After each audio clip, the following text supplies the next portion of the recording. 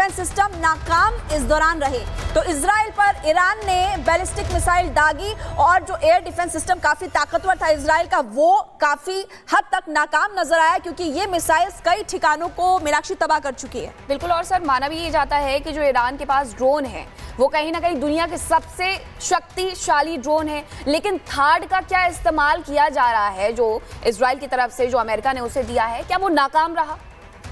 देखिए, ये मुश्किल है कहना कि कोई भी एयर डिफेंस सिस्टम नाकाम हो जाए। जब आप बात करते हो 200, 300, 400 ड्रोन की और छोटे छोटे तस्वीरों का भी थोड़ा सा आप जिक्र करें। ये देख रहे हैं आप, ड्रोन्स जो है और एयर डिफेंस सिस्टम क्या है, सेपरेशन ऑफ एयर डिफेंस कहते हैं ना। अगर आप 400-500 ड्रोन छोड़ दो, जैसे आपने ऑपरेशन सिंदूर में देखा, तो आपका एयर डिफेंस सिस्टम जो है एक तरह से सैचुरेट हो जाता है। सैचुरेट का मतलब उसकी कैपेबिलिटी होती है कि कितने टारगेट्स को ट्रैक करे, कितने को मारे, कौन अपॉर्चुनिटी टारगेट है, कितनी दूर है, कहां तक है। सर्च रडार होते हैं, फिर फायर कंट्रोल रडार होता है, उसके बाद उसको वेपन से एंगेज किया जाता है। प्रोसेस है एयर डिफेंस सिस्टम का। थर्ड की अपना ऑपरेशनल उसके कैलिवर्स हैं, वो अपने हिसाब से काम करता है। उसी तरह से जो उनके आयरन डोम है उसका अपना हिसाब है। तो ये करीब 200-300 किलोमीटर से शुरू करते हैं अपना काम, और करीब 3-4 किलोमीटर और मैनुअल फायरिंग करके भी इनको डिस्ट्रॉय किया जाता है। तो कई लेयर्स में एयर डिफेंस होती है, और इनमें से अगर इतने सारे आप देख रहे हो, लेकिन बल्क में अगर इस तरीके से ड्रोन छोड़े जाते हैं तो कहीं ना कहीं असर तो थोड़ा सा होता है। वह ईरान के सुप्रीम लीडर अली खामनेई पर हमला संभव है। अली खामनेई हमारी पहुंच से दूर नहीं है, इजराइल ने कहा है। इजरायली सरकार ने खामनेई पर हमले की मंजूरी भी दे दी है। सर, पिछले दिनों हमने देखा भी था कि जो हमला ईरान में हुआ था वो लगभग 20 से 30 किलोमीटर खामनेई के आवास से दूर था। हालांकि माना यह जाता है कि जो इंफ्रास्ट्रक्चर है मुस्लिम कंट्रीज का, जो विकसित मुस्लिम कंट्रीज हैं, कतर हो, फिर यूएई हो या फिर ईरान हो, ये जितने ऊपर बिल्डिंग में है उतनी नीचे बिल्डिंग में भी है। लेकिन अगर इजराइल कह रहा है कि वो हमारी पहुंच से दूर नहीं है, हमले की मंजूरी दे दी है, तो क्या हो सकता है कि उस पर हमला हो सके खामनेई पर? देखिए, मोसाद की बात करें तो बहुत ही सुपर इंटेलिजेंस गेनिंग एजेंसी है, और बहुत ही कामयाब ढंग से उन्होंने ये जो आपने देखा है अभी जो अटैक्स हुए हैं, आधे से ज़्यादा काम तो वहाँ जाकर मोसाद ने पहले फिक्स किया। टारगेटेड अटैक्स देख रहे हो, प्रिसाइज अटैक देख रहे हो, बिल्डिंग के कमरों में अटैक देख रहे हो। उन्हें पता था, सब मिलिट्री कमांडर्स और साइंटिस्ट एक जगह जुट रहे हैं और उनकी मीटिंग होने वाली है। तो ये कह सकते हो कि आप 61st डे आप कह रहे हो ना कि प्रोग्राम का टेबल पे नहीं आए तो 61st डे अटैक हो गया, लेकिन 61st डे ही उनकी मीटिंग चल रही थी। इसको भी हमें ध्यान रखना चाहिए कि उन्होंने एक जगह चुनी और एक दिन में नहीं होता। ये बहुत पीछे इसके कई सारे कामयाबी हासिल करने के पीछे कई कारनामे होते हैं। और ड्रोन ले गए, जगह पे उन्होंने टारगेट बनाई, इंटेलिजेंस गेन किया, सही जगह चुनी, और उन्होंने उनके लोकल लोगों के साथ मिक्सिंग करके अपने को प्रोटेक्टेड रखा। और उसके बाद एक कोऑर्डिनेटेड अटैक की तरफ, ड्रोन का भी सही अटैक और फाइटर से अटैक और मिसाइल से अटैक एक साथ लगातार जो आईडीएफ ने किया है और मोसाद ने किया है, दोनों ने मिलकर किया है। तो मेरे ख्याल से जो खामनेई का जो बिल्डिंग है उसको भी वो पकड़ सकते हैं कि उनको पता है कौन कहाँ पर है। पूरी तरह से तंत्र में वो घुसे हुए हैं मोसाद।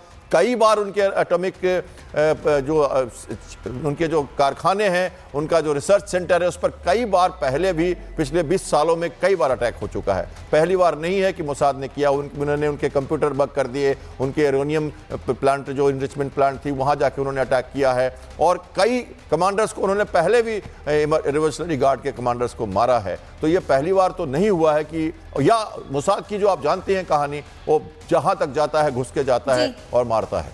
ठीक है सर, लौट रहे हैं आपके पास। इजराइल और ईरान के बीच लगातार तनाव बढ़ रहा है। लगातार दोनों देश एक दूसरे पर हमला कर रहे हैं। अटैक से दोनों देश कई शहर अब तक तबाह कर चुके हैं, लेकिन पिछले 40 घंटों से ताबड़तोड़ हमले जारी हैं, जिसमें कि कई लोगों की जान भी जा चुकी है। इसी पर आपको खास रिपोर्ट दिखाते हैं।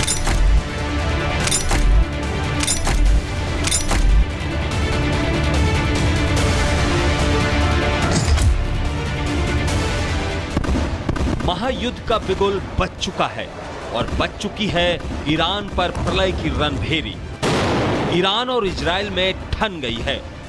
दोनों देश एक दूसरे पर मिसाइलों की बौछार कर रहे हैं। पिछले 3 दिनों से इजराइल और ईरान एक दूसरे के ठिकानों पर ताबड़तोड़ हमले कर रहे हैं। अब आप सोच रहे होंगे कि आखिर इजराइल ईरान पर क्यों हमला कर रहा है। दरअसल ईरान परमाणु तकनीक पर काम कर रहा है। चोरी छिपे परमाणु हथियार बनाने का शक है। ईरान ने परमाणु बम बनाया तो अमेरिका को खतरा होगा। ईरानी परमाणु बम से खाड़ी में हालात बिगड़ेंगे। और सबसे बड़ी बात, ईरान परमाणु शक्ति बना तो इजराइल को भी खतरा होगा। यही वजह है कि इजराइल बार बार ईरान के परमाणु ठिकानों को निशाना बना रहा है, जिसका साथ अमेरिका भी दे रहा है। इजराइल हमले में अब तक ईरान में 138 लोग मारे गए हैं। इनमें से 20 ईरानी कमांडर हैं और 9 परमाणु वैज्ञानिक भी हैं। इजराइल चुन चुन कर ईरानी परमाणु ठिकानों पर अटैक कर रहा है, यानी इजराइल का युद्ध एटमी प्रोग्राम के विरुद्ध है, लेकिन ईरान परमाणु बम बनाने की ठान चुका है। दरअसल अमेरिका नहीं चाहता कि ईरान परमाणु संपन्न देश बने। हालांकि पाकिस्तान ने ईरान के एटमी प्रोग्राम का समर्थन किया है। We fully support Iran's right to have for civilian use peaceful nuclear program. अब ईरान का कोई भी समर्थन करे, लेकिन इजराइल ने ईरान को मटिया मेट करने की ठान ली है। लेकिन दोनों देश दावों पर दावे कर रहे हैं। इजराइल दावा कर रहा है कि ईरान के सैन्य ठिकानों पर हमला किया, जबकि ईरान दावा कर रहा है कि इजराइल पर 150 बैलिस्टिक मिसाइल से अटैक किया गया। वहीं इजरायली अटैक से नतांज परमाणु ठिकाना तबाह हो गया, जबकि ईरान ने इजराइल के रक्षा मंत्रालय को निशाना बनाया। इजराइल ने दावा किया है कि ईरान के मिसाइल लॉन्चिंग पैड को बर्बाद कर दिया गया है। वहीं ईरान इजराइल के कई शहरों को नुकसान पहुंचाने का दावा कर रहा है। इजरायली हमले में रेवोल्यूशनरी गार्ड प्रमुख की मौत हो गई है। वहीं ईरानी हमले से अब तक इजराइल में 3 लोगों की मौत हो गई है, जबकि 90 से ज्यादा लोग घायल हैं। इजराइल के अटैक से ईरान में 138 से ज्यादा लोगों की जान चली गई है। वहीं ईरान ने इजरायली डिफेंस सिस्टम को नाकाम करने का दावा किया है। इजराइल ने दावा किया है कि हमले में ईरान के 40 जगहों को निशाना बनाया गया है, जबकि ईरान ने 3 F-35 लड़ाकू विमान मार गिराने का दावा किया है। उधर IDF ने ईरान को धमकी दी है और कहा है कि तेहरान अब सुरक्षित नहीं है। 70 से ज्यादा इजरायली एयरफोर्स के लड़ाकू विमानों ने भाग लिया। लगभग 40 जगहों को निशाना भी बनाया गया, जिसमें एयर डिफेंस सिस्टम भी शामिल है।